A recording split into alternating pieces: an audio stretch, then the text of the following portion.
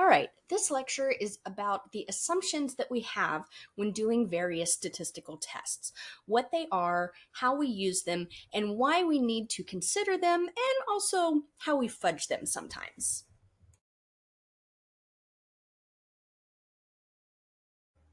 First off, what are assumptions? Assumptions are characteristics of the variables that we need to be able to assume are true in order to be able to do certain statistical tests.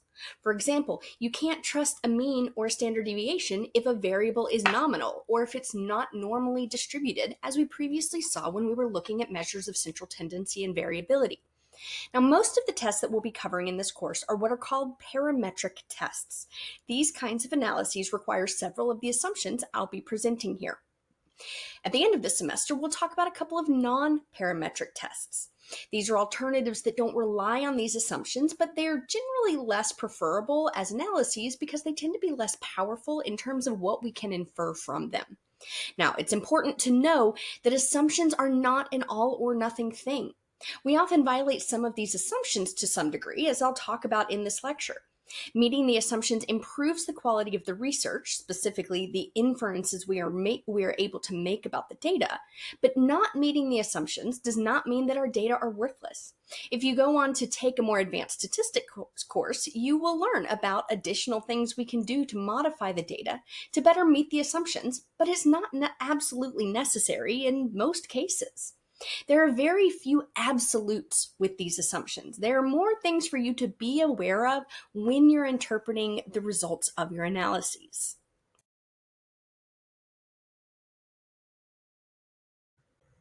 A few of these assumptions are core to all types of analyses and hypothesis testing in general. One of these is something we've talked about already, the idea of randomness, particularly in our sampling.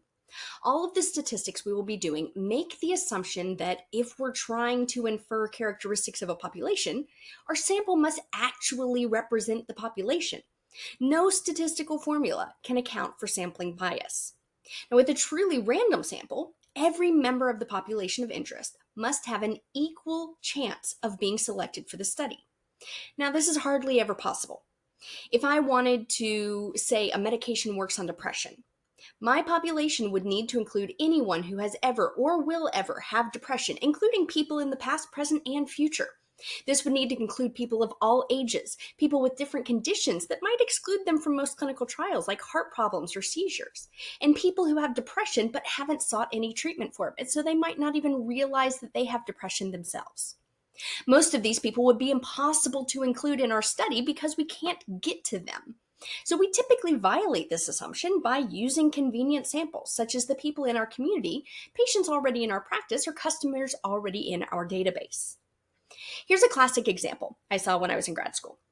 A friend of mine is a social psychologist, and she was studying attitudes towards sexual activity. She found that the young adults in her sample were more willing to say they'd had 20 sexual partners than to say that they had never had sex. She might infer from this that being a virgin is taboo among all young adults. But when you consider where the sample was drawn from, it paints a very different picture. She was recruiting from students at the University of Florida, which is widely regarded as one of the top party schools in the country. You'd probably get a very different pattern if you surveyed students at Hanover or at a really conservative college or young adults who aren't in college at all. But because she used a convenient sample, she was not able to make accurate inferences about the entire population of young adults. But this doesn't just go for sampling. As we'll talk about more next week when we're doing independent samples t-tests, we need to also make sure participants in an experimental study are randomly assigned to a condition. Let's say I want to test a new intervention for improving study habits. I recruit students from my intro psych class, but I want to get things rolling pretty quickly. So any students who sign up in the first week get put into the new technique or the experimental group, and I start the intervention with them right off the bat. Any students who sign up after that first week are put into the control group, and they're just told to continue on with their normal study habits. At the end of the semester, I evaluate their performance in the class, and I find that the experimental group did way better in the class than the control group. Now, maybe that is because my study skills intervention worked. That would be fantastic, and I could implement this with lots of other kids. But maybe they did better because the students who were on the ball enough to sign up in that first week of enrollment were also the students who were going to do better in the class to begin with. I can't know because the assignment wasn't random, and statistics cannot control for that. This is why experimental studies with random assignment tend to be more informative and more powerful than correlational or quasi experimental research designs.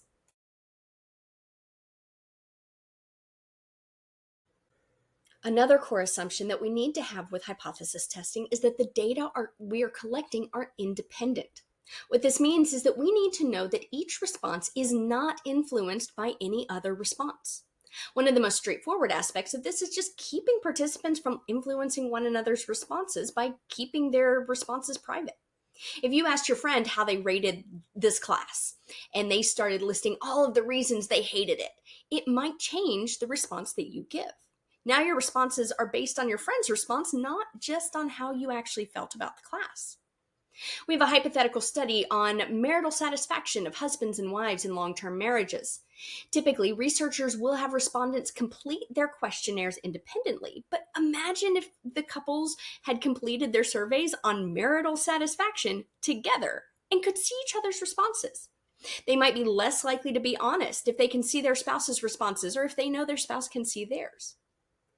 We also do this for tests like independent samples t-tests, which we'll do next week, by having mutually exclusive groups. If you were in the experimental group, you can't also be in the control group. If you respond to how much you enjoyed this class, and let's say you're doing course evaluations, you respond to how much you enjoyed this class, and you are a psych and business double major. Now, if I want to see how the enjoyment of this class differs based on your major, I can count your response as a psych major or in the business major group, or I can count it as a double major. But I can't count you into all three groups because it gives unfair weight to your responses. What happens if you loved this class and everyone else hated it, but I counted your responses 3 times? That's not a good representation of how the class overall felt about the course. Now, as I mentioned before, we often use convenient sampling for studies, but it's important to ensure that our sampling process doesn't introduce problems with independence. We want to avoid intentionally sampling multiple members of pre-existing clusters, particularly if we have a reason to suspect that something about their cluster might make them respond in a particular way. Here's an example.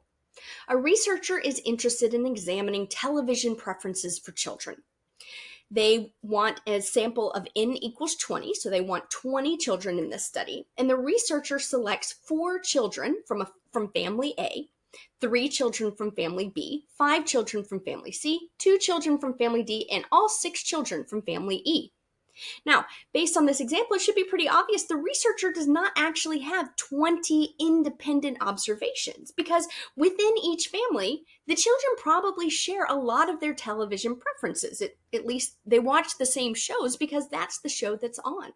Thus, the response for each child is likely to be related to the responses from their siblings and therefore not completely independent.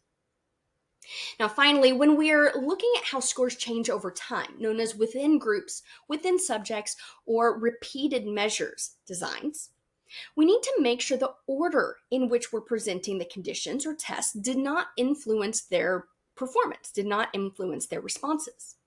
Think about if I wanted to compare people's enjoyment of 2 foods, a candy bar and steamed broccoli. If I give people the broccoli first, a fair number of people will probably say that they enjoyed it pretty well, because people like broccoli. But then I give them a candy bar and they rate that food. But if I give you the candy bar first, you're probably not going to enjoy the broccoli very much because you just had the candy bar and are now comparing them.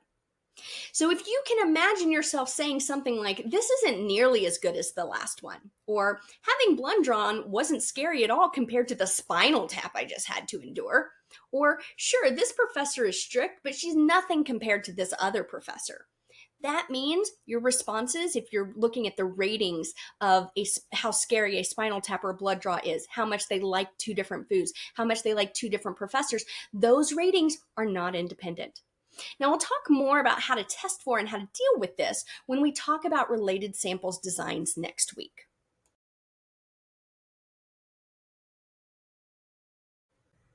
So, randomness and independence obviously are vital for being able to draw valid conclusions or to make inferences from our data. But those are mostly about the sampling process or the study design. What about the numbers? The first data specific assumption for using parametric statistics is one of normality, specifically that the data are normally distributed in the population. Now, as we've talked about, we often don't know the population characteristics and are instead having to infer about the population based on the sample data.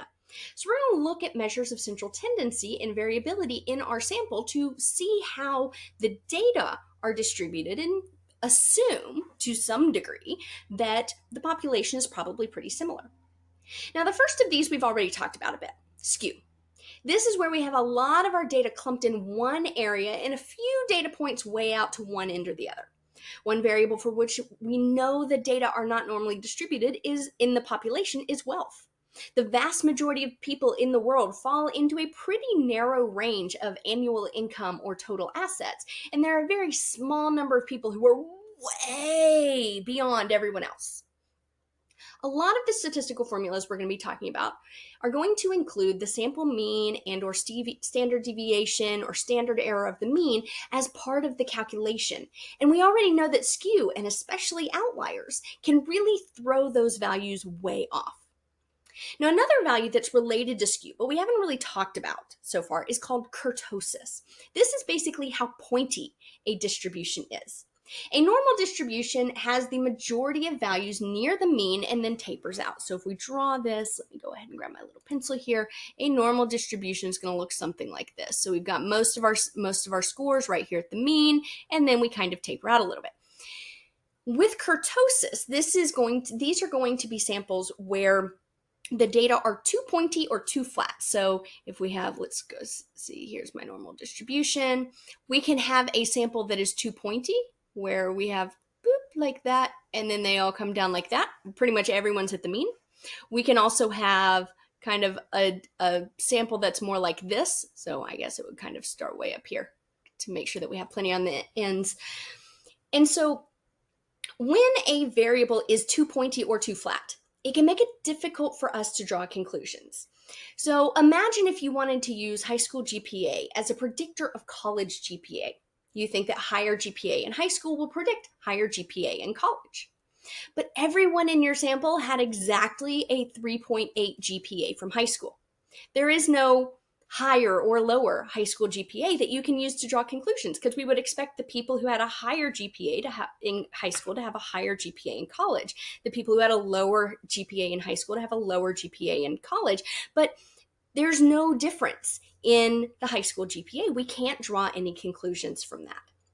Sometimes we will refer to this as a truncated range, where basically the data are too close together. There is not much of any distribution, and therefore we can't draw conclusions from it. We also need to make sure our distribution is unimodal, meaning one mode, and not bimodal, amodal, or multimodal. Issues with the mode are often an indication that you may have more than one population being represented in your sample. Imagine, for example, if you were using adult height to predict blood pressure problems. You believe that the hearts of people who are taller have to fight gravity more, so they're more likely to have heart conditions as adults. By the way, I completely made this up. I have no idea if it's true or not, so don't go around telling your really tall people that they're going to have blood pressure issues. I completely made this up. I don't know if it's true or not. So you measure all of the adults in your sample. You measure their height and you compare that to their blood pressure. If you forget to separate your sample by sex, you're going to have a bimodal distribution. You're going to have one mode at the most common height for women, and then you're going to have another mode at the most common height for men. But you're putting both of these groups together. So when it comes to height, men and women are two different populations. with men generally taller than women. Now, there is a fair amount of overlap, but they are generally taller. So if you say being taller predicts bad blood pressure, and you have men and women in the same data set, you're essentially saying being a man predicts bad blood pressure because men tend to be taller. I recently saw another example of a bimodal distribution like this in regards to salaries of students right out of law school. And you can see this here. So I saw a TikTok video on this the other day, and you can see this here. Schools and national organizations will post the mean salary of their recent graduates, but there's clearly a bimodal distribution here. Most new lawyers here are going to be under this $80,000 a year mark. But there's a small cluster. We can see it here. There's a small cluster. If we look down here, we're at, say, 190,000 and probably 200,000 right here. So we're at like 185 and 200,000. So we've got these two small clusters, but you can see that it is enough people that it is showing up as a second mode. Now, again, mode is technically the most common one, but when we're looking at it for bimodal distributions, we're looking to see, are we seeing this kind of two humps or more than one hump kind of design? And that's what we're seeing right here.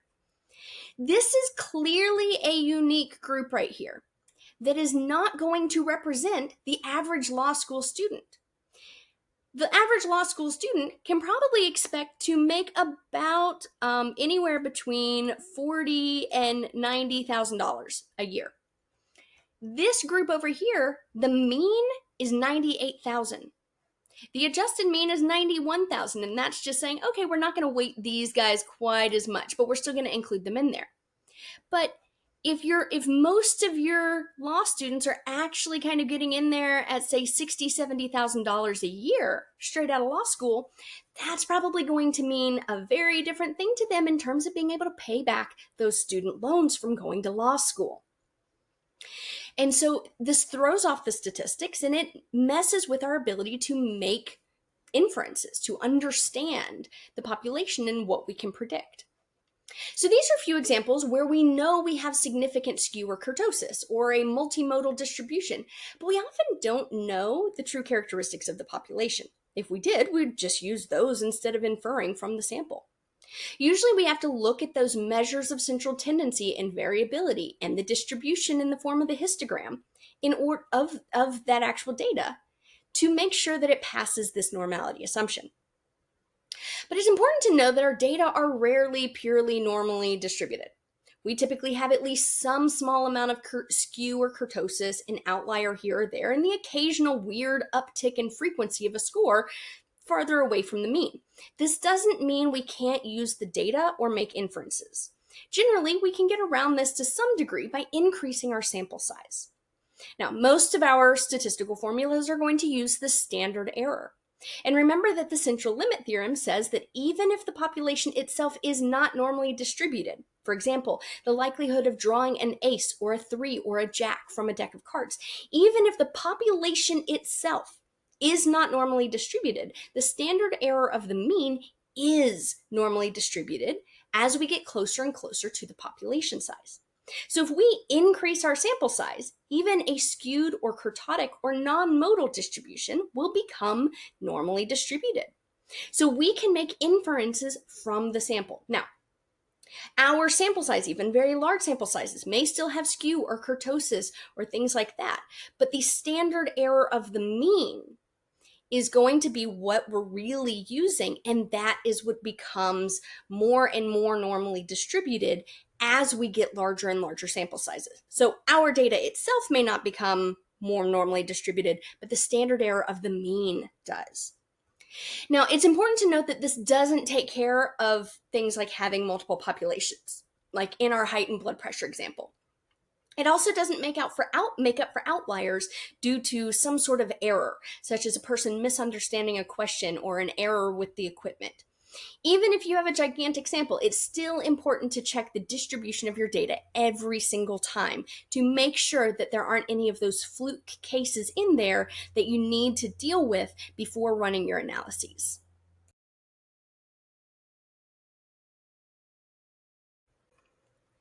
Next, we have the importance of the scale of measurement. As I already mentioned, most of our tests use things like the mean, standard error, difference, and other quantitative values in order to compute the test statistics. This means our variables have to have a consistent and reliable numeric values. Nominal values don't have any, or nominal variables don't have any quantitative value, and ordinal variables are not very consistent and reliable. Think about if you tried to calculate the mean place in a race for the top 10 runners. You would average first place, second place, third place, fourth place, fifth, sixth, seventh, eighth, ninth, and 10th, so you would get a mean of 5. This doesn't actually provide you any information. Even worse would be trying to calculate the average month of the year. So we need to use interval or ratio values. Now, you will sometimes see this differentiated in statistical programs as numeric versus nominal, or scale versus categorical. Sometimes you'll even see this referred to as nominal versus continuous. Numeric and scale or continuous are shorthand ways of referring to interval or ratio data. Nominal or categorical are referring to data that do not meet that assumption. The scale of measurement matters for all dependent variables. Your outcomes are the ones that you say depend on the predictor variables, but it also matters for the predictors when we're looking at certain tests like correlation and regression. We'll cover why this is in more depth when we cover correlation and regression later on.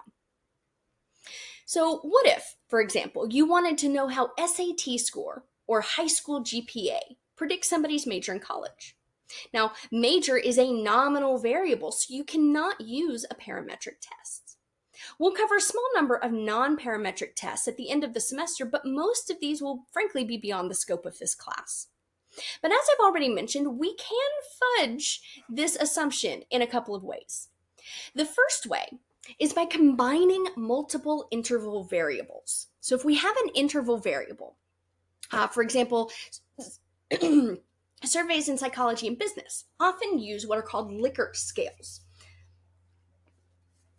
So we have one of these up here at the top.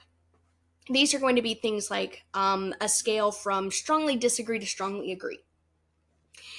Now, this is technically an ordinal scale because there is a quantitative direction between disagree, strongly disagree, disagree, agree, and strongly agree. So the more you move in this direction, the more you agree with it.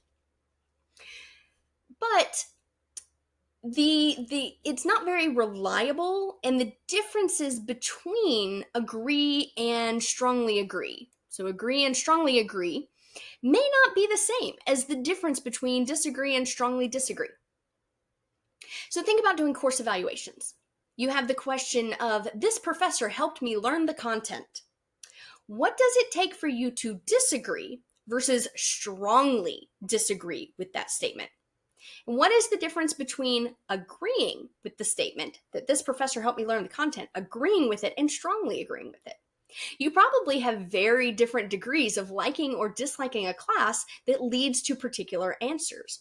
If you strongly agree, you probably really liked the class. If you agree, you probably like the class. If you disagree, you probably dislike the class. If you say you strongly disagreed, you probably absolutely hated the class. That is a big difference. So there is a big difference here between strongly disagree and disagree versus between agree and strongly agree. This is because it is an ordinal scale. So we do sometimes fudge this when we're doing analyses and treat individual questions like this as interval, particularly if we have a really large sample size. More on that later. But it's not ideal. We can also, another thing that we can do is we can increase the number of points on the scale. Instead of a 4-point scale or a 3-point scale, we could give a 10-point scale. This is a generally accepted way of improving the consistency of these differences, though there's a lot of debate in the field about how many points you should include and whether adding more points actually provides better accuracy, or if it just makes it more difficult for the respondents. Think about grading a class on a 1 to 3 scale. How much did you like a class? Hated it, neutral, loved it. A 1 to 5 scale.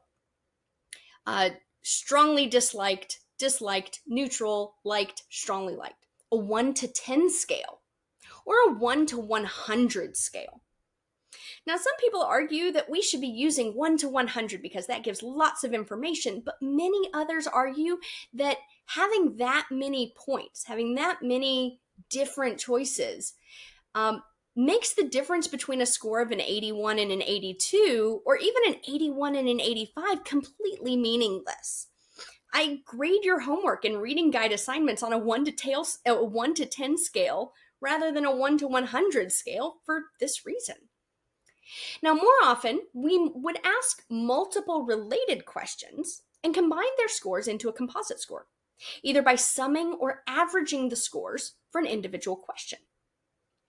This creates a continuous variable that is closer to being interval. And much like having a large sample size helps with individual questions because you get a broader range or more responses, having more questions to combine into a composite score can lead to a more reliably interval variable. Think about how people placed in a race. Knowing a person's place or placement in one race, knowing that they got third place in one race, doesn't tell you a whole lot about their speed. It tells you that they were faster than most people, but it doesn't really give you a great idea because maybe the other runners were really slow. Maybe they're actually incredibly fast and they were running against really, really, really fast people.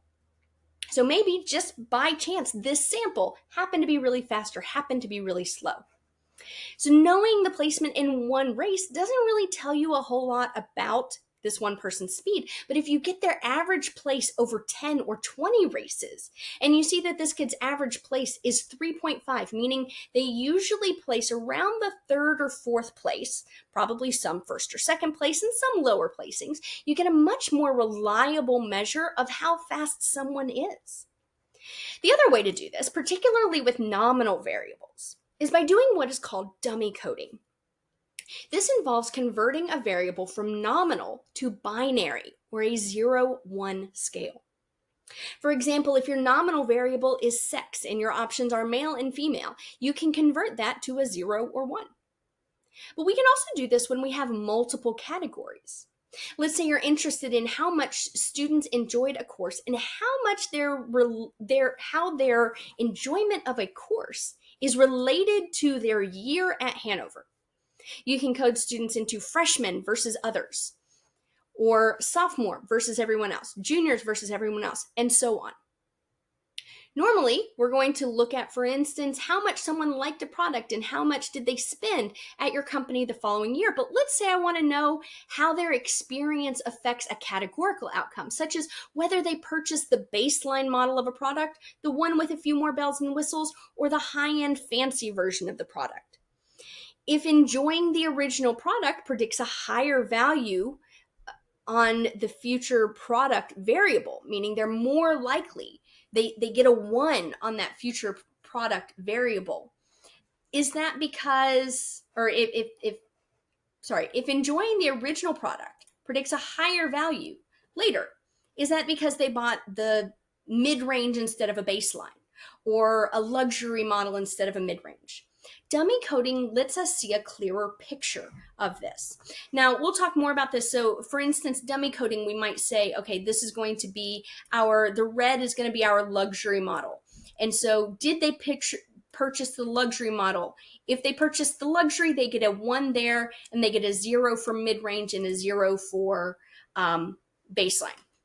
If they purchased the mid-range, they get a 1 for the mid-range variable and a 0 for the other options.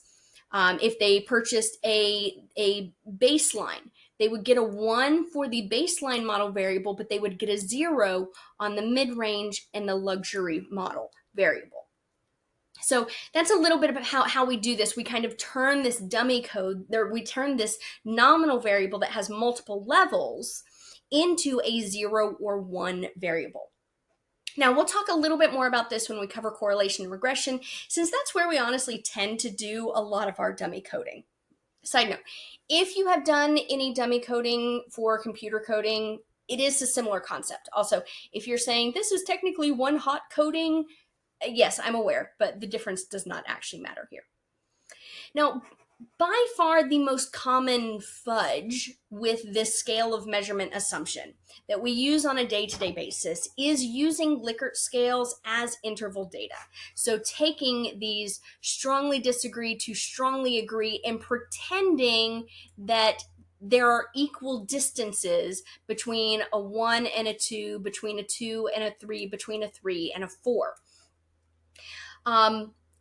And even then, the standard procedure is to increase the scale points or to combine them into a composite score. So we pretty rarely, honestly, run analyses with our dependent variable being a single Likert scale question. Just because they tend to not provide us that much information. Most of the time when you're dealing with true ordinal data or a nominal variable as your dependent variable, you're going to use a non-parametric statistic. We'll talk about a few of these later on at the end of the semester.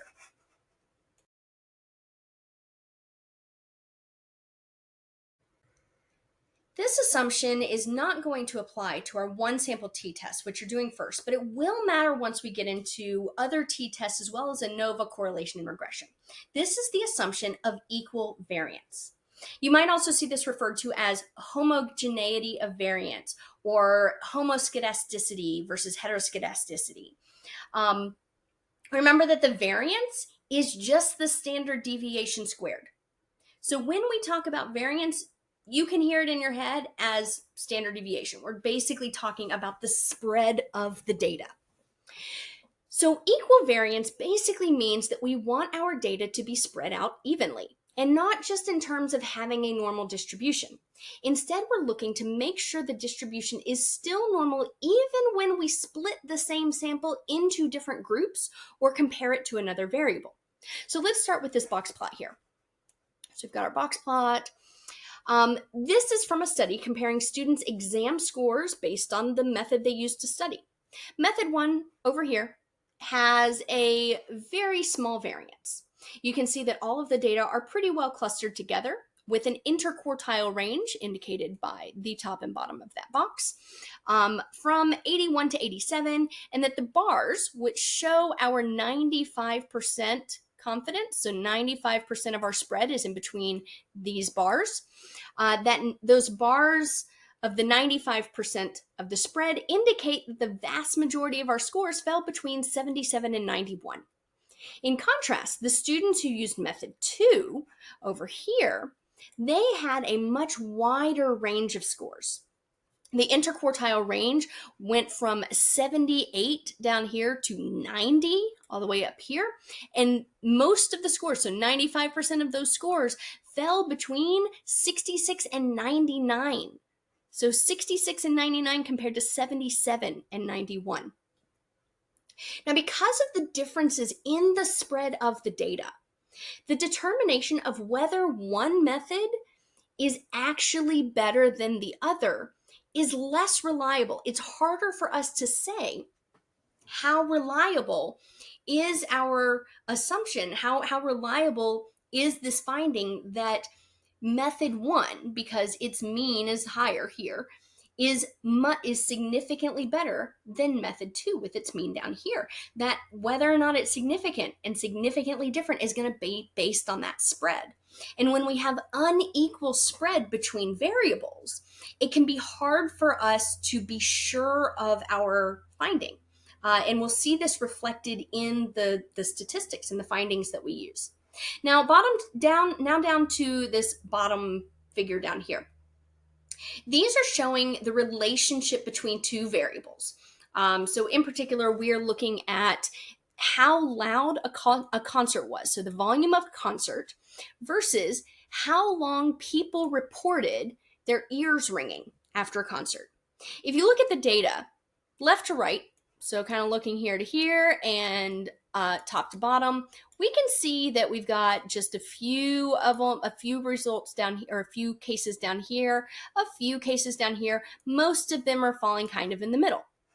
And similar, we can see there are a few cases up at this high level, a few cases down at this low level, but most of them are going to be kind of in this middle area here. And we can kind of see that same normal distribution there. Now, So this tells us that we're seeing kind of standard patterns. So we can see this normal distribution both of the volume variable and of the ears ringing variable. Both of them are showing a pretty normal spread of the data. But then look at it as if we're in the same things here. So we've got most of our results for volume of the concert here, a few of them out here, a few of them down here, and same thing looking the other direction. Most of them are on the middle here, a few of them out here at this level, and a few of them out here at this level. Pretty normally distributed. But then look at it as if we're clustering the volume variable into groups at each of these arrows. So we've got arrow here, we've got a set of arrows here, we've got a set of arrows here, and here, and here.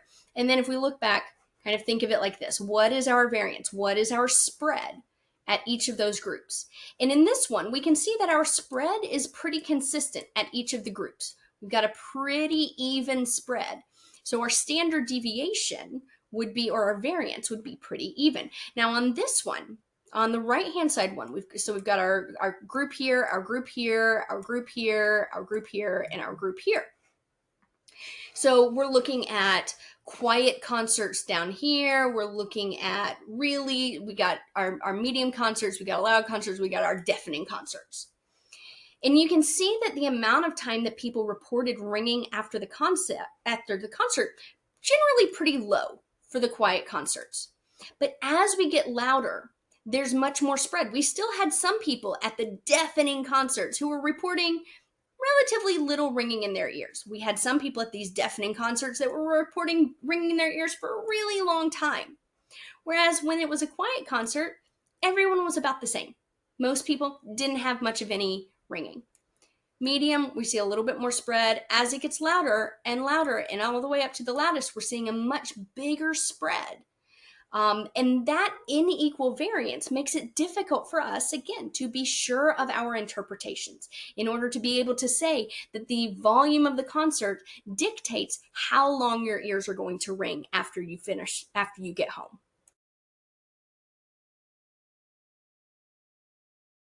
Related to equal variances or homogeneity of variance is this idea of homogeneity of covariance. This is also referred to as sphericity. This is similar to equal variances. It adds an extra piece because this is specifically for repeated measures ANOVA. So this is going to be when you are testing the same people multiple times.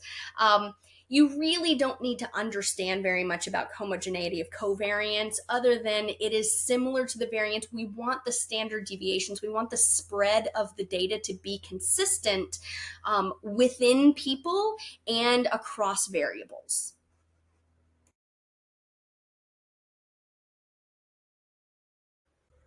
Lastly is linearity. This is most often a problem when you're working with two continuous or scale variables. For instance, you're working on a regression or a correlation. We may also talk about it a little bit for ANOVA as well. Now, most of the time when we're talking about an effect, we're making an assumption that the effect will be consistent. For example, I might say that as time spent practicing, I might find that as time spent practicing for a sport increases, so does performance. So the more you practice, the better you perform. More time you spend practicing your sport, the better you will be at that sport. We expect linearity for a lot of things. As a child's height increases, so does their weight. The faster you are driving, the more deadly a car crash will be. The harder you work at your job, the more likely you are to get a promotion. And we can also have negative linear associations. Drinking more alcohol during the semester predicts a lower grade. So higher alcohol equals lower grade. Increased exercise is associated with decreased risk for heart disease. Learning to play a piano at a later age makes it less likely that you become a professional pianist. So higher the age, the lower the likelihood of playing professionally. Now, with each of these, you may be saying, but Mary, there are limits to how much better you can get from practicing. And learning to play the piano in the womb won't guarantee you become a professional pianist. And at a certain point, your grades can't get any lower no matter how much you drink. And yes, that is true. This is referred to as diminishing returns, meaning that basically practicing for 1 hour versus 0 hours per day will give you a big boost, but the additional benefit from practicing 11 hours a day instead of 10 hours a day, it's going to be very small. But remember, we're not interested in those extreme cases. We're not interested in outliers. We want to know what the typical pattern is. And typically, students who drink more during the semester have lower GPAs. People who practice their instrument or sport more are more likely to do it professionally. And slacking off at a job makes you less likely to get a promotion than working hard would. As you can see in the bottom graph here, this is a study looking at strength, so strength over here, based on age in years. And you can see a clear non-linear relationship. Strength increases from childhood to early adulthood, but then it declines as we get older. Our statistical formulas, specifically those that we're going to be looking at, that are looking at the relationship between two or more continuous or scale variables, are going to be used to create a straight line. The one kind of like you see in this image here, that's going to be creating a straight line. We will talk about the y equals mx plus b formula that you used in geometry to graph lines. We are literally going to get those for correlation and regression. But they can't do curves. You can see in this image right here that the data are best fit. They best match up with a curvilinear line. But our analyses are going to be largely stuck with straight lines. Now, there are ways that we can test this using other statistical tests, but frankly, you wouldn't even know that you need to do those tests if you don't check for linearity to begin with. So this is kind of just an overview of the assumptions that we are going to run into, that we are going to need to be able to hold and to meet to some degree or another for the different tests throughout the semester. So linearity is going to be really important when we're talking about correlation and regression. Homogeneity of covariance is going to be important just for repeated measures ANOVA. Homogeneity of variance or equivariance is not important for the one sample t-test, but it's going to be important for other tests that we're doing when we have more than one variable. And so these different assumptions, I wanted to make sure that you got kind of an overview of them to begin with so that you could understand them when you see them going through these different tests. And it says, these are the assumptions that you need to know. You have this general understanding of what we expect our data to be, how we expect them to kind of be distributed and laid out and things like that, so that you could, I wanted to make sure that you would have a good grasp of that going in so you didn't get kind of hung up on that. Now, again, a lot of these, we can violate these. We can fudge them a little bit here and there. But the more we fudge them, the more we violate these assumptions, the less reliable our results, our inferences that we're able to make are going to be.